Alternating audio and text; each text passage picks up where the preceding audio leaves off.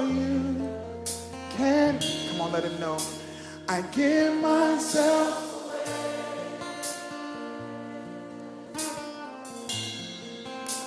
I give myself away so you can use me. I give myself away. What would happen if a generation embraced this?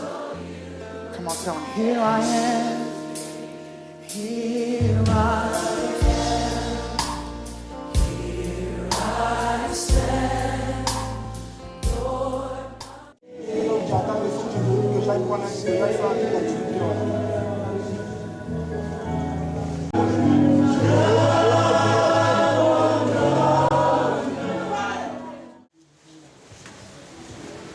Alléluia.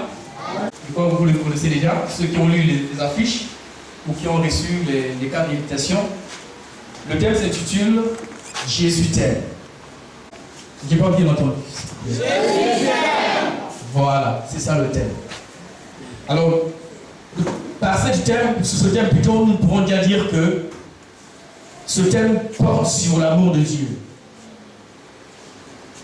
Ce thème nous emmène à comprendre l'amour de Dieu pour nous les hommes. Amen. Alors, à travers ce que je suis chargé de vous dire ce soir, nous allons répondre à deux questions fondamentales. La première, quel est le but de cet amour? Si Jésus t'aime, quel est le but de cet amour pour toi? C'est la première question que nous allons répondre au cours de cet enseignement, ou cette prédication. Preuve de cet amour que Jésus a pour nous. Parce que pour que nous puissions croire que réellement Jésus, pour que tu puisses croire que réellement Jésus t'aime, il faut que tu comprennes les preuves de cet amour pour toi. Amen. C'est donc sur ces deux questions que nous allons fonder notre prédication de ce soir. Alors, je m'en vais très rapidement lire le verset de base sur lequel nous allons plus parler. Nous sommes dans Jean chapitre 3. Nous commençons à partir du verset 14 jusqu'au verset 16. Alors, il est écrit ce qui suit. Et comme Moïse éleva le serpent dans le désert, il faut de même que le Fils de l'homme soit élevé, afin que quiconque croit en lui ait la vie éternelle. Car Dieu a tant aimé le monde qu'il a donné son Fils unique, afin que quiconque croit en lui ne périsse point, mais qu'il ait la vie éternelle. Amen. Amen. Je crois que plusieurs d'entre nous mémorisent ce verset. Mais c'est à travers ce verset que tu mémorises que Dieu va te faire comprendre ou bien te donner la réponse à ces deux questions que nous venons de poser. Amen. Alors, je prends d'abord le verset 14. Le Seigneur fait référence à une histoire qui s'est passée autour de Moïse. Il dit ce qui suit. Et quand Moïse éleva le serpent dans le désert, il faut de même que le Fils de l'homme soit élevé, afin que quiconque croit en lui ne périsse, plutôt ait la vie éternelle. Qu'est-ce qui s'est réellement passé dans le désert? Dans le désert, le peuple d'Israël avait murmuré contre Dieu. Et ces murmures ont entraîné la colère de Dieu sur eux. Dieu avait envoyé des serpents qui ont commencé à mordre chacun de ceux qui ont murmuré dans le désert. Et vous savez que le serpent, lorsqu'une personne est mordue par le serpent, cette personne court un danger, et ce danger, c'est la mort. Dès que le venin est déjà dans le corps, la mort est déjà visible.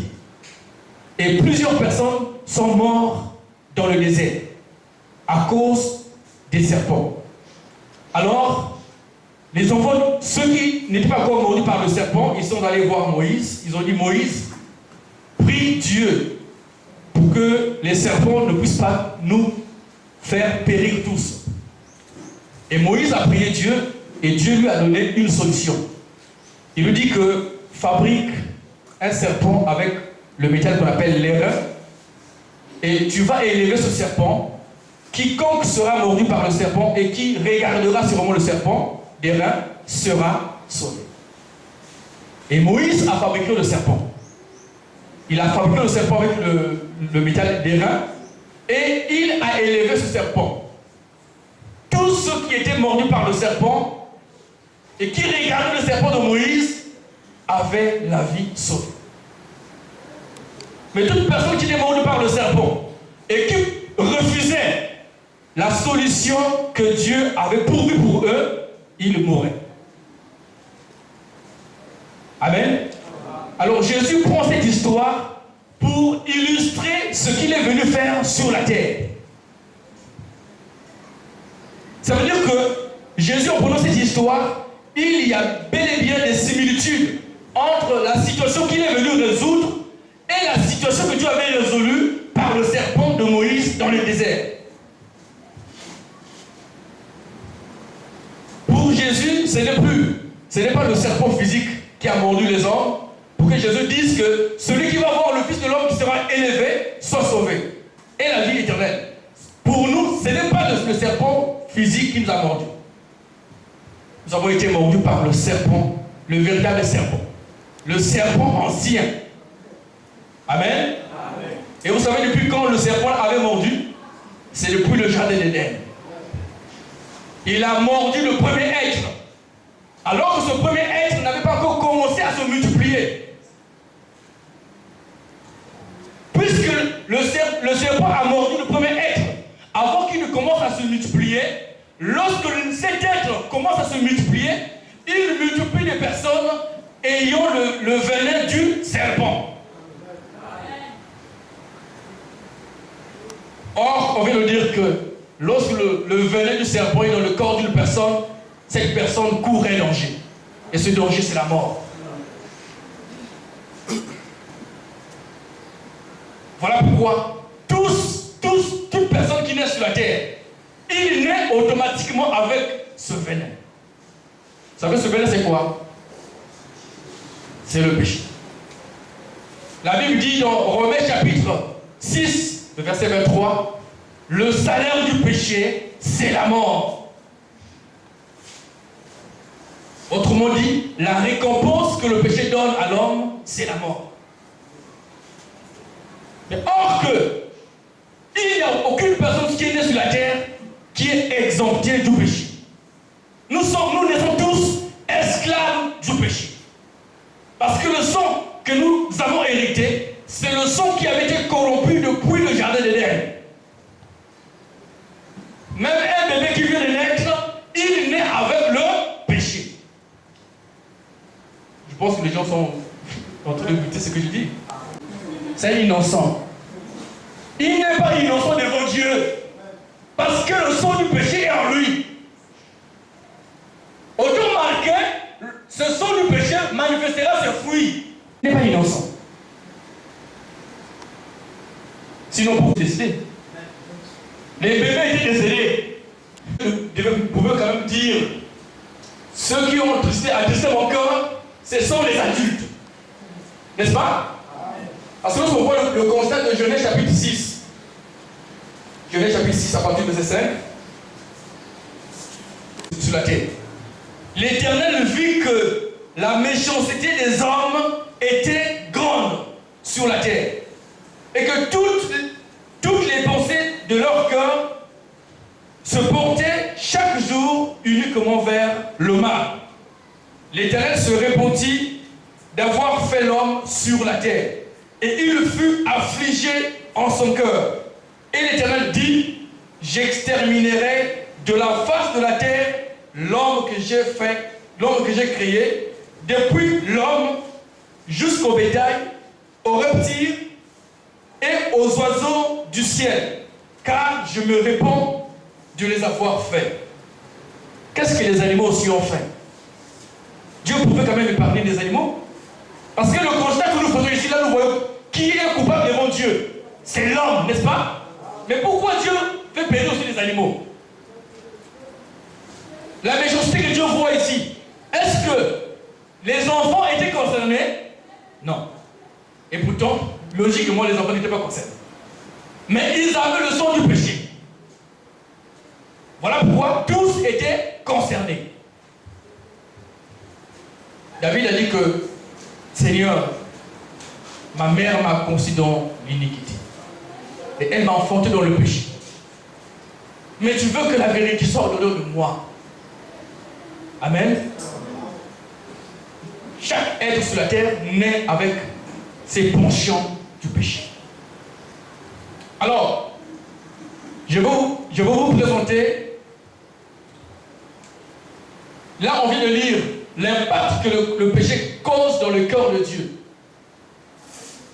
Est-ce que nous avons compris l'impact? Ici, là.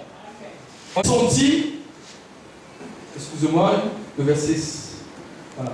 Lorsque l'Éternel vit que la méchanceté des hommes était grande sur la terre, et que toutes les pensées de leur cœur se portaient chaque jour uniquement vers le mal. L'Éternel se repentit d'avoir fait l'homme sur la terre, et il fut affligé en son cœur. Voilà ce que le péché cause comme dégâts dans le cœur de Dieu. Le péché afflige le cœur de Dieu. Et le fait que le péché afflige le cœur de Dieu, la conséquence c'est quoi? C'est que Dieu finit toujours par frapper l'homme. Et si Dieu a frappé les hommes du temps de Noé, alors que toi et moi aussi, ou bien toi qui es ici, tu fais les mêmes choses qui ont conduit Dieu à frapper les hommes du temps de Noé. Penses-tu que tu seras épargné? Tu ne seras pas épargné. Si Dieu t'épargne, Dieu devient injuste. Or, le Dieu que je prêche, c'est un Dieu qui est juste. La même chose qu'il a puni hier, il le punit aujourd'hui.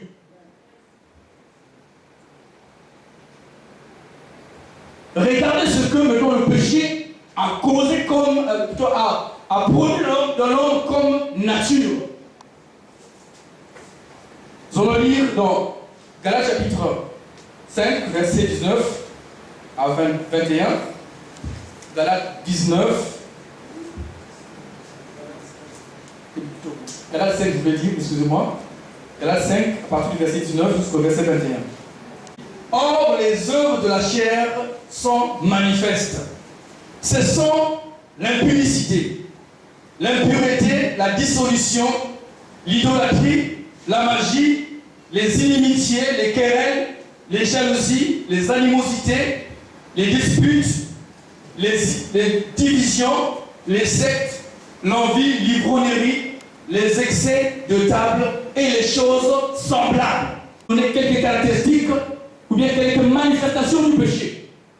Lorsque le péché habite dans le cœur de l'homme, voici les œuvres que le péché amène l'homme à produire. Et ce sont ces œuvres-là qui affligent le cœur de Dieu et qui poussent Dieu à penser punir l'homme. On va relire l'autre verset. Nous sommes dans Romains chapitre 8, le verset 7 à 8. Car l'affection de la chair est inimitié contre Dieu. Là, on est en train de nous montrer la raison qui fait que le péché puisse affliger le cœur de Dieu.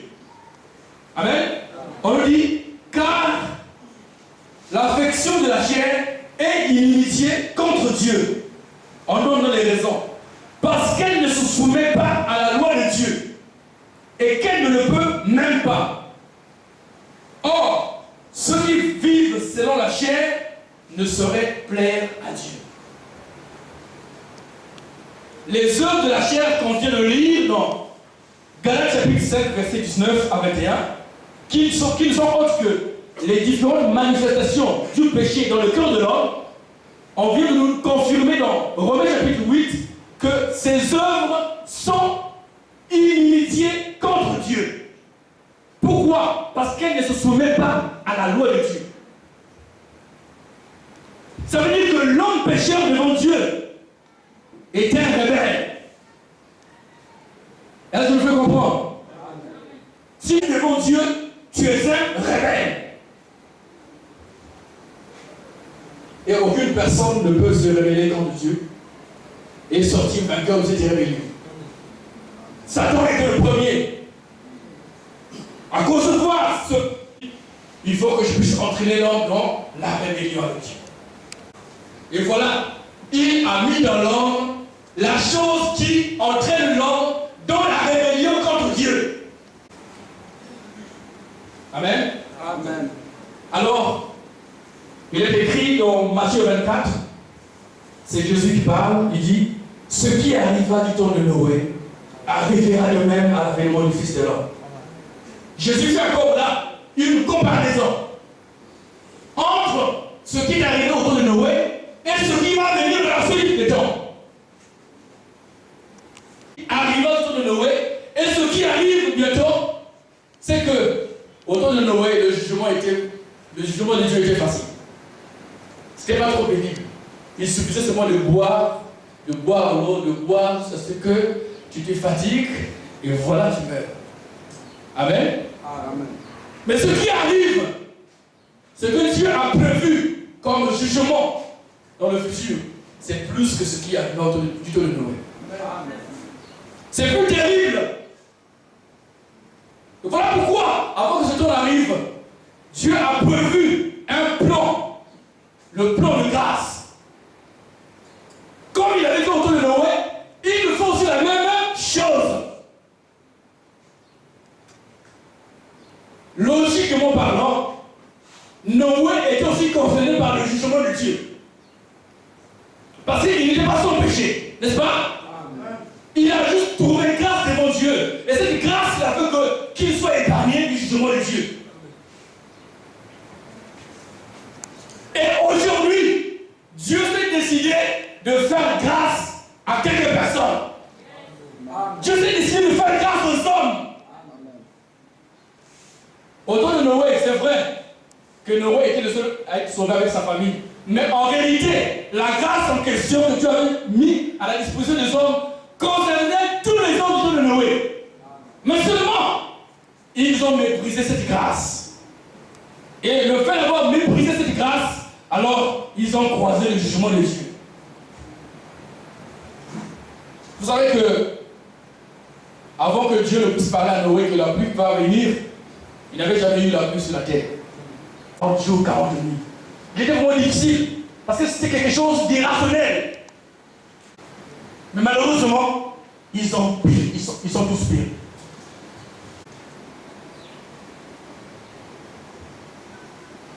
Alors, à travers ce que je viens de dire déjà, tu peux déduire la réponse à la première question que nous avons posée. Quelle était la question qu'on a posée? On a dit, quel est le but de cet amour pour l'homme? Personne n'a trouvé la réponse. Le salut. Donc, l'amour de Dieu que nous sommes en train de parler poursuit un but, c'est sauver l'homme.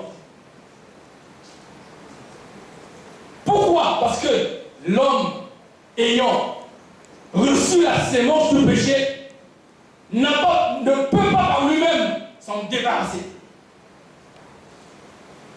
Dieu a donné, avant qu'il ne rende manifeste son plan de salut, Dieu a donné la loi aux enfants d'Israël. L'autre a donné la loi. L'autre a dit que celui qui mettra ces choses en pratique vivra par elles. Mais cela, Dieu avait en fait, en donnant la loi aux hommes, Dieu a mis l'homme devant une épreuve. Que l'homme se mesure, que l'homme teste ses capacités, si par lui-même il peut se dégager du péché. Et par lui-même il ne peut plus. En ce moment-là, Dieu peut venir. Amen. L'apôtre Paul a décrit sa vie pendant qu'il était sous l'emprise de la loi. Dans Romains chapitre 7. Il dit que j'ai le vouloir de faire le bien. Mais je ne fais pas le bien que je fais le mal que je fais.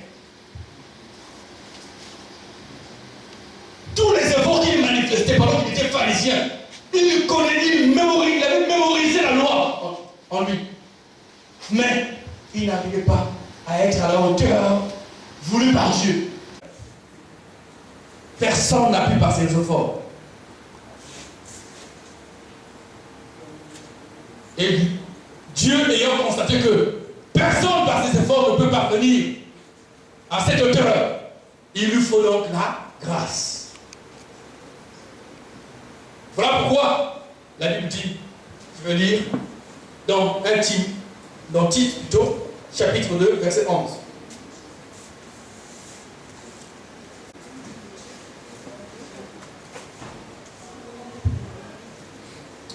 Car la grâce de Dieu, source de salut pour tous les hommes, a été manifestée. Amen. Car la grâce de Dieu, source de salut pour tous les hommes, a été manifestée.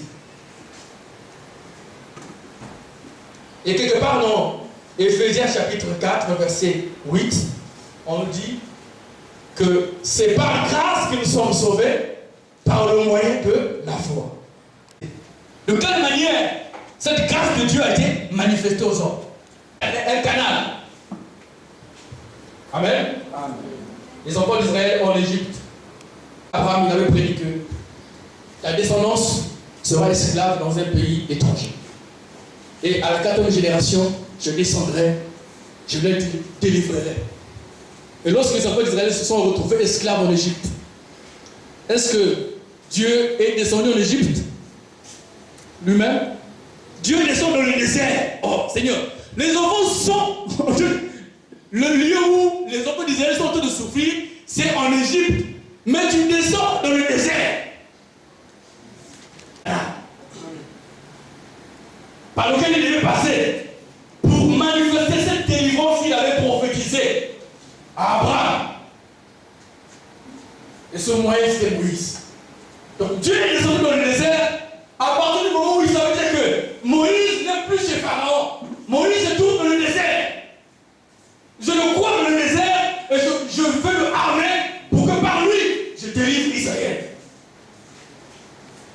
Lorsque Moïse arrive en Égypte, il n'est plus Moïse, certes humain, mais il devient Moïse Dieu. Il devient la manifestation du plan de salut, la manifestation de la délivrance d'Israël. C'est la même chose avec notre salut. Pour rendre manifeste ce plan de salut. Mais avant qu'on arrive au temps où cette écriture s'accomplit, Dieu a parlé par les prophètes. Ils ont l'habitude de citer ce verset sans comprendre le sens même. Dieu ne fait rien sans avoir révélé ses secrets à ses serviteurs, les prophètes. C'est un verset que les maléfices aiment beaucoup. Excusez-moi si les maléfices dans la salle. Je dis c'est pour la vérité. C'est un verset qu'ils ont l'habitude de lire. Mais ils ne comprennent pas le sens. Dieu ne pouvait pas envoyer le Sauveur sans d'abord annoncer ce Sauveur. Sinon, comment est-ce que les gens devaient se préparer ou bien reconnaître le nom de ce Sauveur? C'est celui-ci. Il fallait que Dieu donne des signes par lesquels on devait reconnaître le nom. Celui-ci, c'est le Sauveur prédit par Dieu. Voilà pourquoi le Christ avait été prophétisé par les prophètes de l'Ancien Testament. On a montré comment il devait naître. On a montré les œuvres qui devraient confirmer que c'est lui, le Christ, le Sauveur. Et lorsqu'il est arrivé sur la terre, il a commencé le ministère. Vous allez vous lire dans les évangiles. Il y a cette expression qui revient souvent. Ainsi s'accomplit ce qu'avait dit le prophète Ésaïe, ou bien le prophète était. Ainsi s'accomplit ce qu'avait dit le prophète.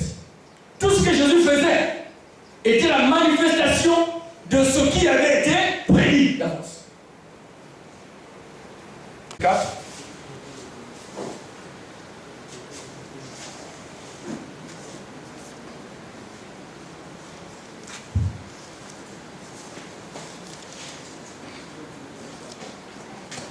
Le verset 16, il se rendit à Nazareth où il avait était élevé.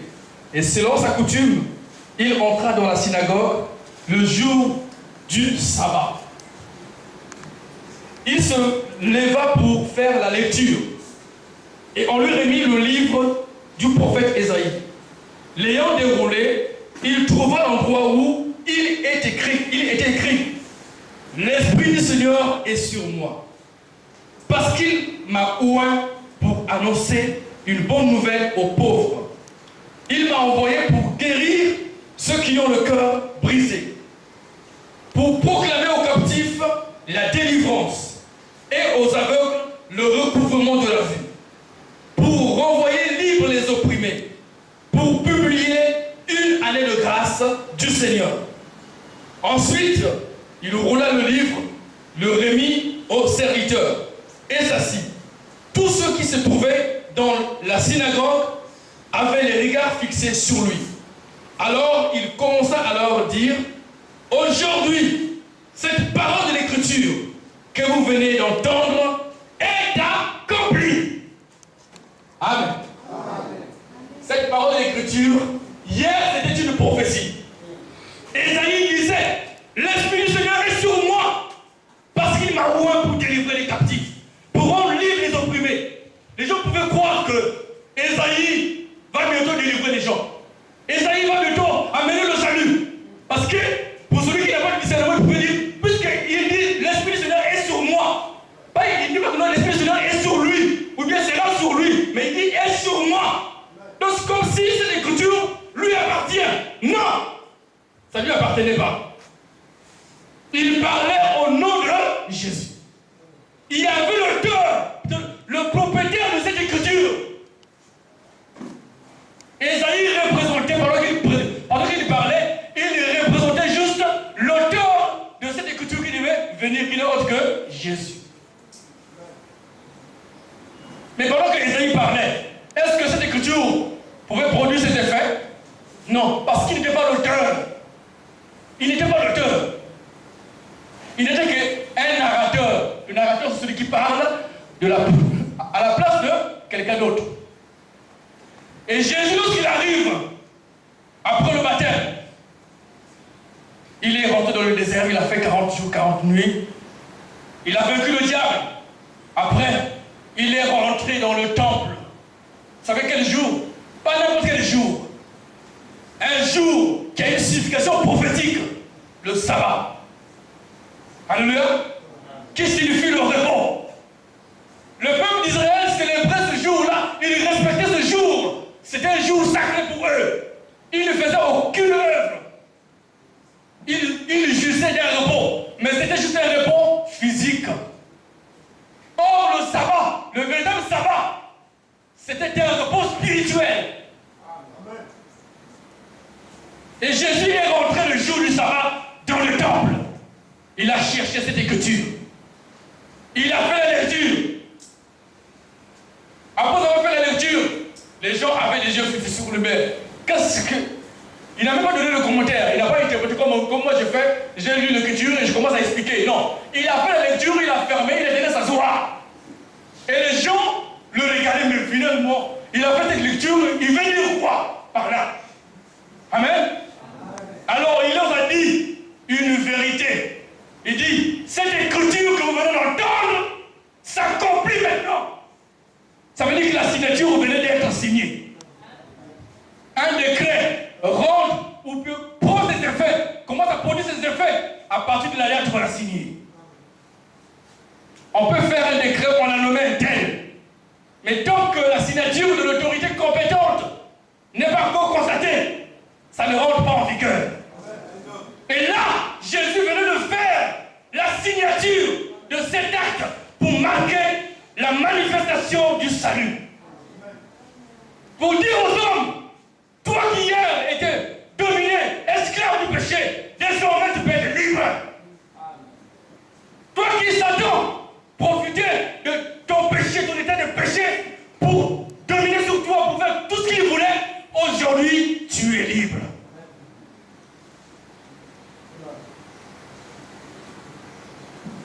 Voilà comment le salut a commencé à être manifeste. Et Jésus, partout où il partait, Il guérissait les malades. Il chassait les démons. Mais ce n'était pas tout. Il est arrivé jusqu'à la croix. Parce que c'était là le point culminant de sa mission sur la terre.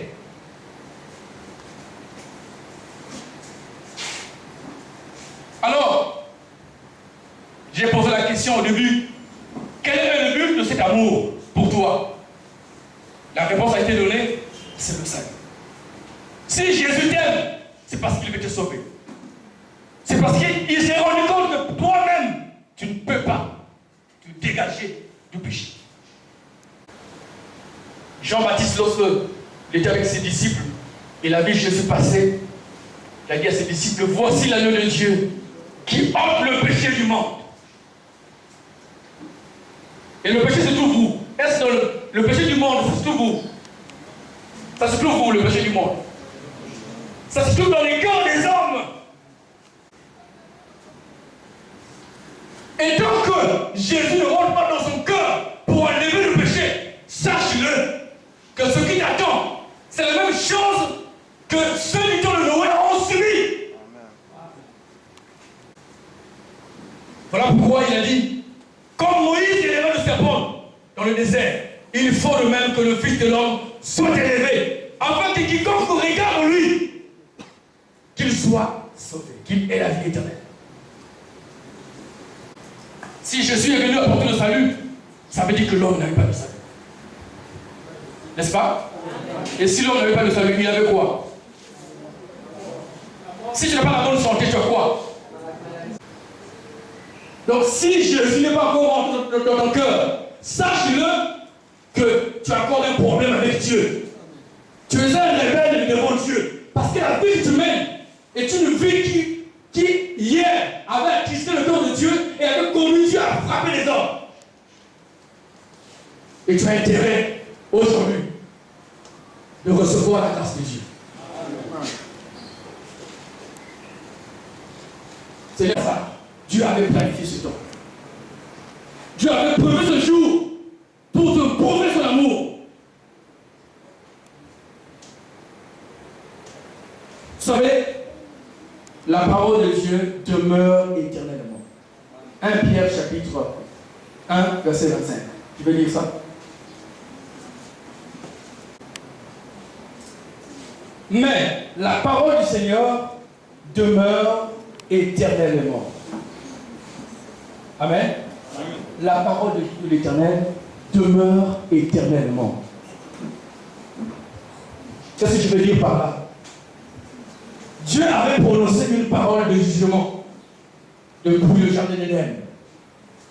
Avant même que l'homme ne puisse pécher, Dieu avait dit que le jour que tu mangeras le fruit de cet arbre, tu mourras certainement. Amen. Et l'homme a fait quoi? L'homme a mangé. Est-ce que le même jour il est mort? Il y a deux réponses. Il y a un oui et il y a un non. Je vais expliquer. Pourquoi j'ai dit il y a un oui, il y a un non. Physiquement parlant, Adam n'est pas mort le même jour. N'est-ce pas? Donc je peux dire non. Mais je dirais oui, il est mort parce que spirituellement, il avait été séparé de Dieu. Or, la mort physique n'est que la conséquence de la mort spirituelle. Si tu es mort spirituellement, sache-le que fin de fin, tu mourras physiquement. Comme Adam était déconnecté de Dieu, voilà pourquoi la mort physique avait intervenu plus tard. Vous voyez que la parole de Dieu ne faillit jamais. Mais or, toi et moi aussi, nous avons mangé le même fruit. N'est-ce pas? Pas le fruit qu'Adam veut manger, mais nous mangeons ça autrement. Le péché que tu consommes tous les jours, c'est le fruit interdit que tu manges. Et le fait que tu manges ce fruit, tu t'exposes au jugement de Dieu. Ce que ça avait produit comme effet là-bas, ça produira chez toi. Et voilà pourquoi je te dirais, si tu n'as pas rencontré Christ, je te dirais que tu es mort spirituellement. Tu es séparé de Dieu. Et si tu meurs dans cet état, sache-le, ton sort final. Tu peux imaginer ton sort final? Tu peux imaginer? Dans le feu éternel. Apocalypse 20, verset 15. Quiconque ne fut pas trouvé dans le livre de vie fut jeté dans les temps de feu. Voici ce qui t'attend. Heureusement, mon frère, que tu n'es pas encore mort. Malgré que spirituellement tu es mort, mais physiquement tu es encore vivant. Il y a encore la possibilité aujourd'hui que tu changes de destin. Amen. Il y a encore la possibilité. À moins que tu fasses comme les hommes du temps de Noé. Malgré que Noé avait fini de construire l'arche, Noé est rentré. La porte était encore ouverte pendant 7 jours. Au contraire, il se moquait de lui. Moi, le gars, moi, il est fou, hein? Il disait, oh non, la pluie va tomber, la pluie va tomber. Là, il y a 7 jours, rien. Il est vraiment fou. Mais le 7e jour, dès que la porte était fermée par Dieu, ils ont commencé à voir le ciel commencer à devenir obscur. Très obscur encore même. Je dis, ah! On a jamais vu de telles choses. Certainement, ce que le monsieur disait, on dit, c'est vrai. Après une goutte de temps, mon ex, c'est vrai. 2 gouttes, 3. Et puis, là, on cherche à grimper tous les arbres. En se disant que là, je vais grimper sur l'arbre. Là, je ne vais pas arriver à le terme de l'arbre. Je vais m'échapper. On dit que moi, je vais te poursuivre jusqu'à là-bas. Personne n'a échappé. Heureusement pour toi, mon frère, que tu es encore en vie. Même si spirituellement, il est vrai que tu es mort. Mais tu es encore vivant sur la terre. Tu respires encore. C'est la grâce de Dieu, n'est-ce pas? Parce que ce que Jésus pouvait dire, laisser les morts enterrer leurs morts. C'est très profond. Laissez les morts enterrer leurs morts. Est-ce que quelqu'un peut comprendre cette parole philosophique? C'est la philosophie, hein? De la Bible, la philosophie. Ça, c'est la philosophie de Jésus. Laissez les morts enterrer leurs morts. Qu'est-ce que Jésus veut dire par là? Le cadavre qui est mort, là, il était d'abord mort spirituellement. Et il est encore mort physiquement. Donc, le double cadavre. qui est enterré par le moitié cadavre. Spirituellement, mais qui vit encore physiquement. Donc, c'est ce moitié cadavre qui va enterrer le double cadavre. Vous savez comprendre avec moi que le but pour lequel Jésus t'aime, c'est parce qu'il veut te sauver. Et le seul moyen pour lui de te sauver, c'est son amour. Qu'il a montré pour toi. Alors, on va maintenant répondre à la deuxième question. Nous avons dit, quelles sont les preuves de cet amour pour toi? Ça n'émane pas de ta volonté. Si on peut faire, à l'instant où je parle, si on peut faire les statistiques mondiales, pour connaître seulement le nombre de personnes qu'on a enterrées, depuis lundi jusqu'à aujourd'hui, dans le monde entier, tu serais étonné du chiffre que je vais te donner. Tu veux que j'imagine le chiffre? Ah bon? Que j'imagine le chiffre? Ah bon? C'est 1,5 milliard et quelques. Amen.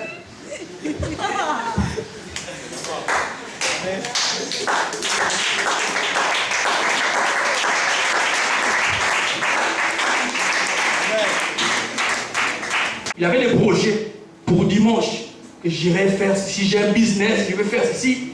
Je vais prendre l'argent en banque, je vais aller investir là-bas. Je vais acheter la marchandise. Mais le matin, quand il se réveille, malade. Il se retrouve à l'hôpital. Et parfois même d'autres se retrouvent à la mort. Il y a une chose qui m'a vraiment, qui me parle parfois. Tu vois un étudiant en master 2 qui ne finit même pas son cycle, voilà, il meurt. Ah, Seigneur!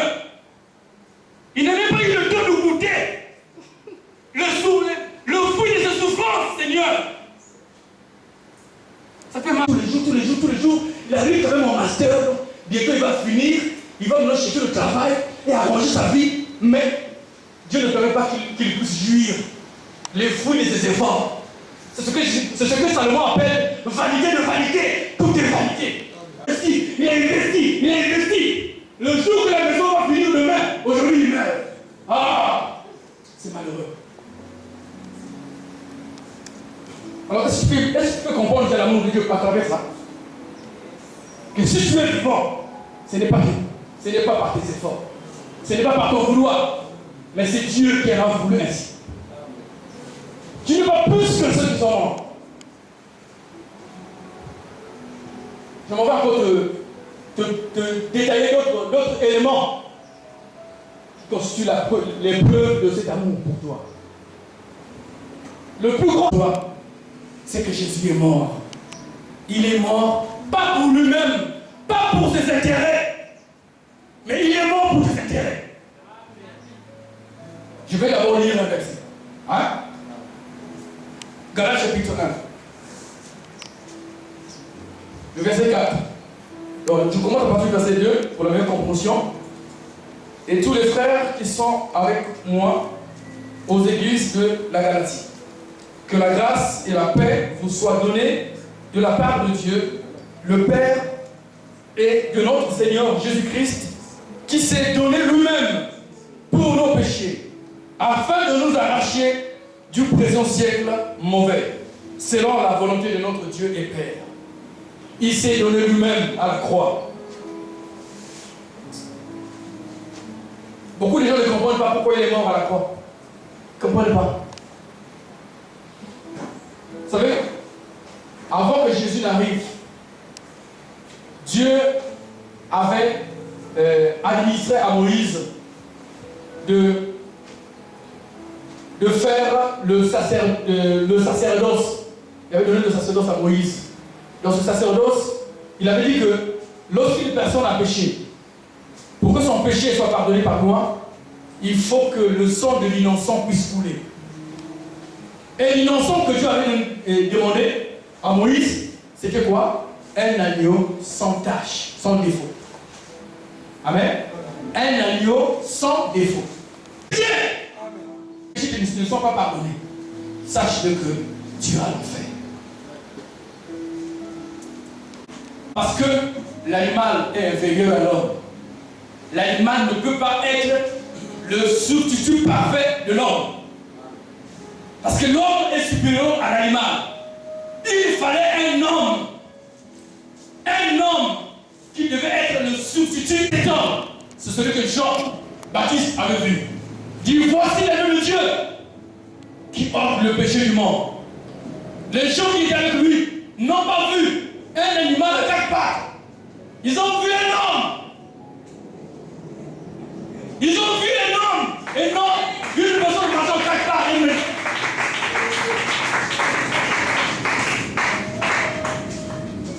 Il était l'unique, il est l'unique. Pierre avait raison de dire que il n'y a de salut en aucun autre. En aucun autre. Parce que tout le monde est pécheur. Un pécheur ne va sauver un pécheur. Tu as vu ça où? C'est impossible. Oh, le solo. Et 1000 fois si tu crois bon. Oh, Branham, tu ne comprends pas le message, tu vas le faire. Un pécheur. Oh, Baraoula. Oh, Mahomet. Un pécheur va sauver un pécheur. Tu as mis ça où? Il va se sacrifier devant Dieu. Est-ce que Dieu va accepter ce sacrifice? Quoi, j'ai mal?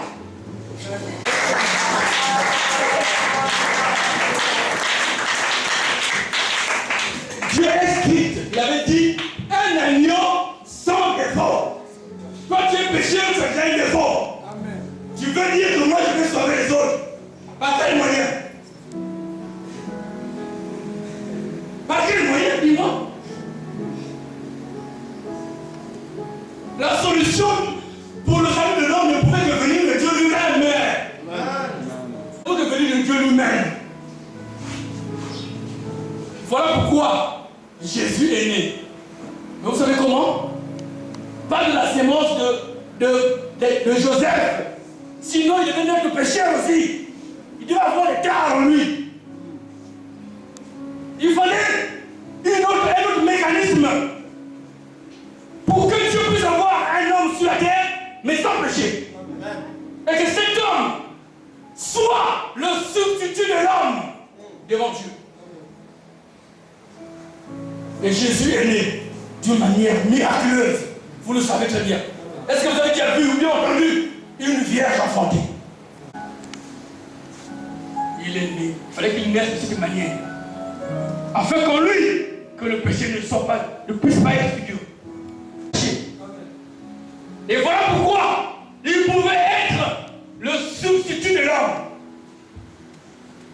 Ça dit qu'il jamais. Alors que Dieu avait déjà prononcé, le jour que tu mangeras, tu mourras. Cette parole qui devait nous atteindre, qui devait produire des effets sur chacun de nous. Dieu a fait la substitution. Je ne sais pas si quelqu'un comprend le mot substitution. Que j'explique un peu. Je vais expliquer c'est quoi la substitution. Mais voilà celui qui n'a pas commis le péché, il vient dire non, laisse celui qui a commis le péché, frappe sur moi. C'est ça la substitution. Et ce que je vous dis là, ça se trouve dans la Bible. Hein. Il y avait deux personnes qui étaient condamnées. Barabbas et Jésus. Vous savez l'histoire, non? Amen. Barabbas était condamné en premier. Il se trouvait en prison. Et il était condamné parce qu'il avait commis des crimes.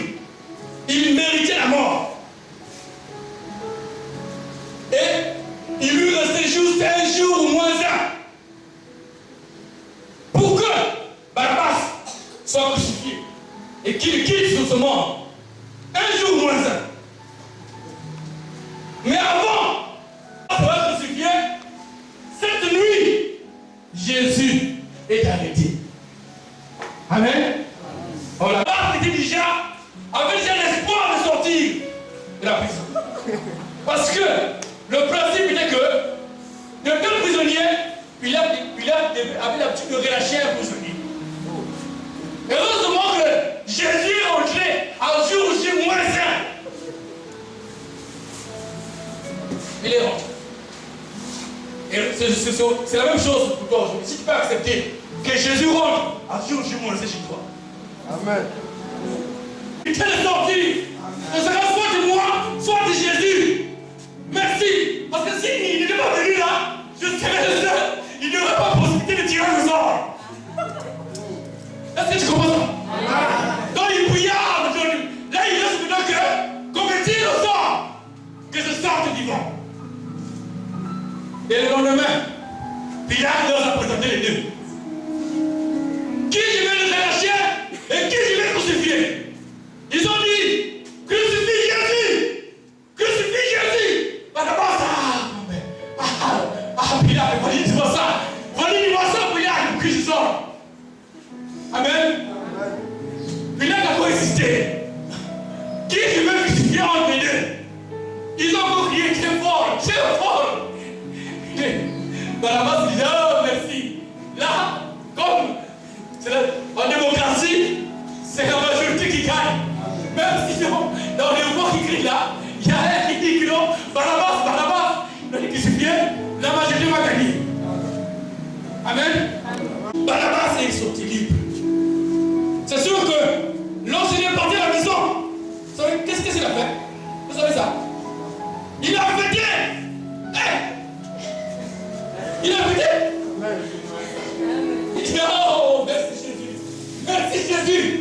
Si tu n'étais pas rentré dans la prison, en tout cas aujourd'hui là, maman tu viens de préparer. Est-ce que Barabbas, qui a vu la mort comme ça, visiblement comme ça, il peut encore se permettre de reproduire les mêmes actes? Il a changé.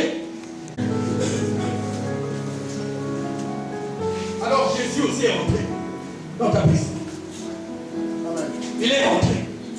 Comme déjà, le tyrannosaure avait déjà été fait. Heureux toi. Maintenant le salut est possible chez toi. Amen. La Là, c'est depuis le peuple qui donne les idées. Que l'on dit crucifie Jésus, regarde, j'étais, Jean, je suis là. Non, c'est depuis ça. La balle te revient.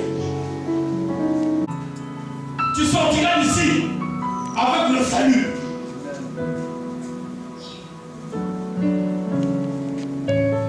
Voilà la plus grande preuve de l'amour de Dieu.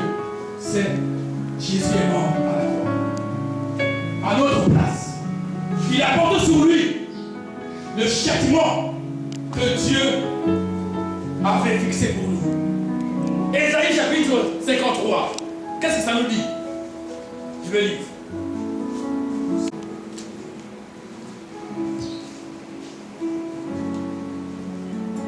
Le verset 2. Comment t'appelles le verset 2? Il s'est élevé devant lui comme une faible plante, comme un végétal qui sort d'une terre desséchée. Il n'avait ni beauté, ni éclat pour attirer nos regards. Et son aspect n'avait rien pour nous plaire. Méprisé et abandonné des hommes, homme de douleur et habitué à la souffrance, semblable à celui dont on détourne le visage. Nous l'avons dédaigné, nous n'avons fait de lui aucun cas. Cependant, ce sont nos souffrances qu'il a portées. C'est de nos douleurs qu'il s'est chargé. Et nous l'avons considéré comme puni, frappé de Dieu et humilié. Mais il était blessé pour nos péchés. Répète ça, répétons ça. Il était blessé pour nos péchés. Voilà. Brisé pour nos iniquités. Le châtiment qui nous donne la paix est tombé sur lui. Et c'est par ses maîtres que nous sommes guéris. Amen. Il était blessé pour nos péchés. Donc toutes les blessures que Jésus a eues dans son corps, c'était pour tes péchés. N'est-ce pas la plus grande preuve de son amour pour toi? Mon frère et ma soeur, si tu peux comprendre la portée de cet amour de Jésus pour toi, et ouvrir ton cœur pour le recevoir, pour l'accepter, engager ta vie à le suivre, sache-le que tu jouiras de beaucoup d'avantages.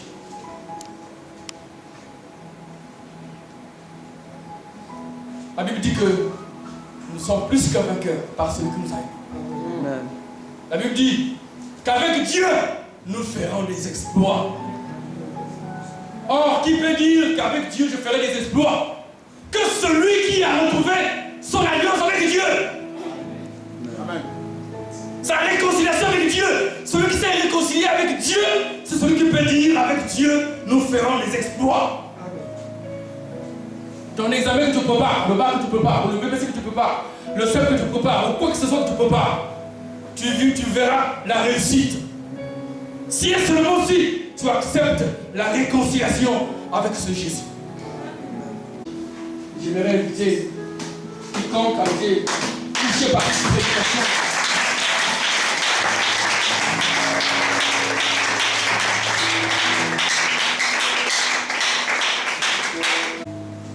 La personne qui a compris ce message et qui est prête à donner sa vie au Seigneur, qui est prêt à tout abandonner parce qu'il a compris que Jésus a payé pour lui. Jésus a fait de beaucoup pour qu'il soit sauvé. Que cette personne s'approche ici. Je vais prier pour lui. N'aie pas honte, mon frère. Le salut est individuel. Celui qui a été touché par la parole et qui veut donner sa vie au Seigneur.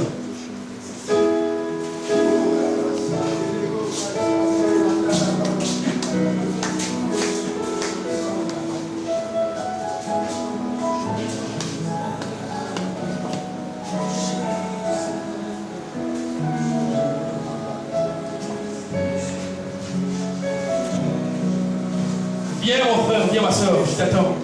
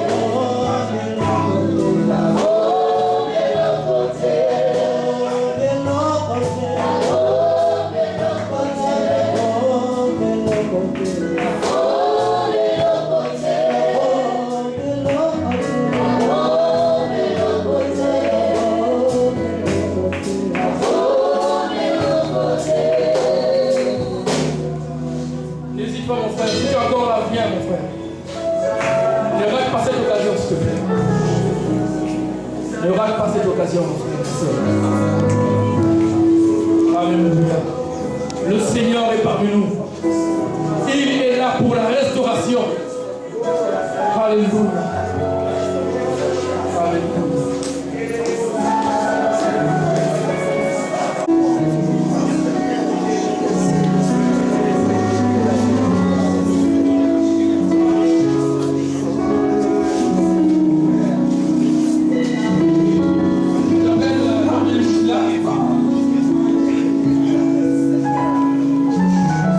À présent, on va appeler tous ceux qui vont faire les différents examens.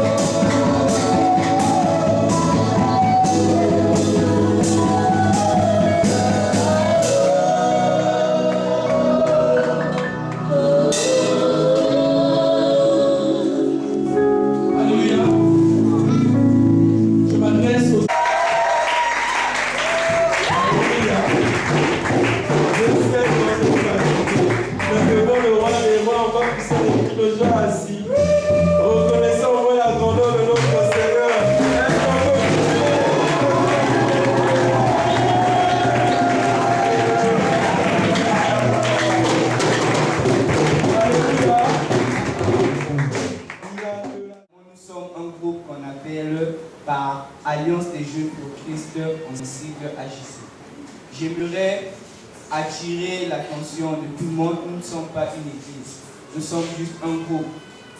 Un groupe de chrétiens. Tu pries à l'église catholique, tu pries dans une assemblée, à l'église protestante. Tu peux te joindre à nous pour partager la nouvelle. Tous nous avons un seul souci, le salut des âmes perdues. Et on ne peut pas faire une chose sans pourtant avoir une vision. L'AJC a bel et bien une vision. S'il vous plaît, une personne m'apporte la Bible, je vais juste lire. En bref, la vision de l'AJC est tirée dans le livre de Ézéchiel 3, le verset 16 au verset 21. Ézéchiel 3, le verset 16. Au bout de 7 jours, la parole de l'Éternel me fut adressée en ces mots. Fils de l'homme, je t'établis comme sentinelle sur la maison d'Israël. Tu écouteras la parole qui sortira de ma bouche et tu les avertiras de ma part. Quand je dirai aux méchants, tu mourras, si tu ne l'avertis pas, si tu ne parles pas pour détourner le méchant de sa mauvaise voie et pour lui sauver la vie, ce méchant mourra dans son iniquité et je te redemanderai son sang. Mais si tu avertis le méchant et qu'il ne se détourne pas de sa méchanceté et de sa mauvaise voie, il mourra dans son iniquité et toi tu sauveras ton âme. Si un juste se détourne de sa justice et fait ce qui est mal, je mettrai un piège devant lui et il mourra parce que tu ne l'as pas averti. Il mourra dans son péché. On ne parlera plus de la justice qu'il a pratiquée et je te redemanderai son sang. Mais si tu avertis le juste de ne pas pécher et qu'il ne pêche pas, il vivra parce qu'il s'est laissé avertir et toi tu sauveras ton âme. Le verbe qui s'est répété plusieurs fois dans la Bible, c'est le verbe avertir.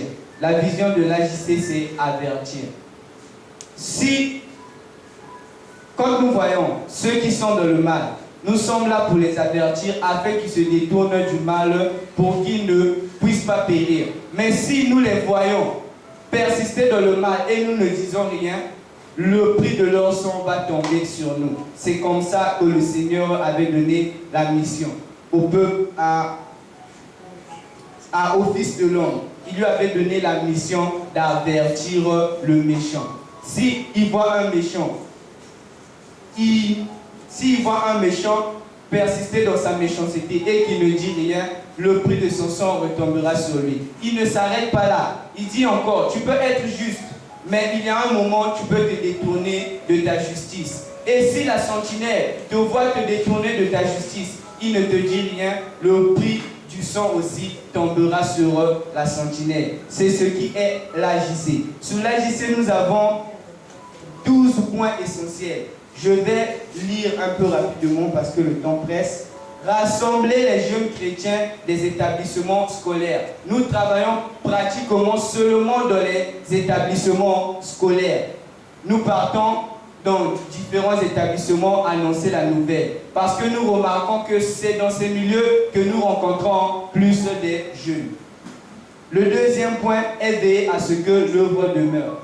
L'AJC a commencé il y a longtemps. Il y a de ceux qui ont été là avant nous. Nous aussi, nous sommes venus prendre le témoin. Donc nous veillons à ce que l'œuvre continue. Et nous aussi, quand nous serons occupés, il y aura des gens aussi qui prendront le témoin. Le troisième point, évangéliser à toute occasion favorable. Donc, lorsque nous avons le temps, nous évangélisons. Tu n'as rien à faire, tu peux prendre 15 minutes pour parler à une personne de Jésus, pour le faire détourner de sa mauvaise voie. Le quatrième, travailler avec des gens capables de diriger l'œuvre. On ne travaille pas avec n'importe qui. Tu ne peux pas prendre aujourd'hui un handicapé et puis tu lui dis tu vas m'aider aujourd'hui à conduire le vélo. L'handicapé n'a pas de pieds, il ne peut pas conduire le vélo. Donc on travaille avec des gens qui sont capables, des gens qui ont la soif, les gens qui veulent aussi partager ce salut-là aux autres, montrer aux autres le chemin de la vérité. Le 5e point, avoir des moments d'évangélisation et d'intercession d'ensemble. Tel que le samedi, au numéro 59 de la rue Moussédio, nous nous rencontrons pour une intercession générale de tous les membres de l'AJC. Avoir tous la même vision. La Bible dit que 2 personnes pour marcher ensemble, ils doivent être d'un commun accord. 2 personnes qui n'ont pas la même vision ne peuvent pas marcher ensemble. Celui-là va dire, on prend ceci. Celui-là va dire, on prend cela. Et du coup, vous allez vous séparer. 2 personnes pour marcher ensemble, ils doivent avoir la même pensée et la même vision. Faire notre part dans nos études et Dieu aussi la sienne. C'est comme le pasteur venait de dire. J'aimerais attirer aussi l'attention sur ça. Ne croyez pas parce qu'on a prié pour des gens qui feront des examens et tu vas aller, tu seras admis. Si tu ne lis pas tes leçons, je t'informe que tu seras échoué. Yes. Dieu ne viendra pas mettre la flûte au tableau. Dieu n'est pas le Dieu des paresseux.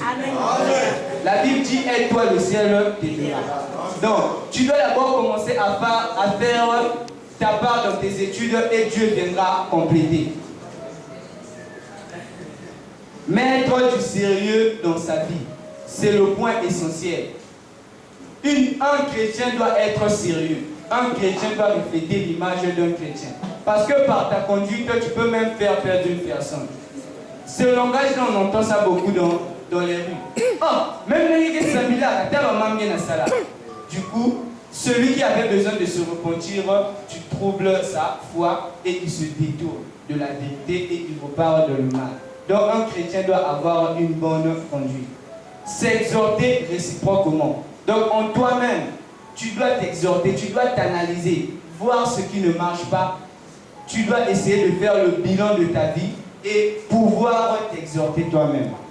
Orienter les âmes gagnées à Christ dans les églises des frères et sœurs. Comme je viens de le dire, nous ne sommes pas une église, nous sommes juste un groupe de chrétiens. Exemple, nous avons parlé de Jésus à une personne et cette personne a donné sa vie à Jésus.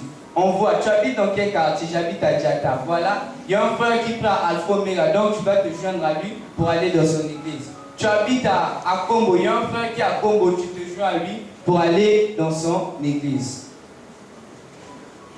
Donner la possibilité à tout le monde de s'exprimer selon la parole de Dieu.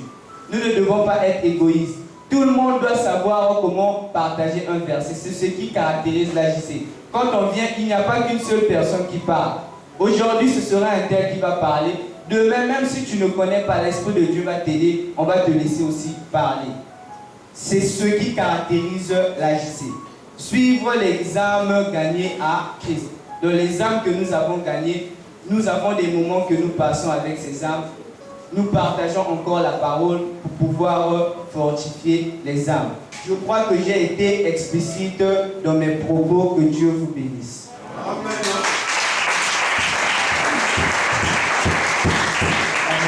Des efforts pour ton examen, mais si tu n'associes pas Dieu, oh rien. Si l'Éternel aussi n'écarte tes études, oh rien. Et ça dépend de l'âge. Tu es un chrétien fervent. Tu veux aussi partager ton expérience avec quelqu'un. Tu veux...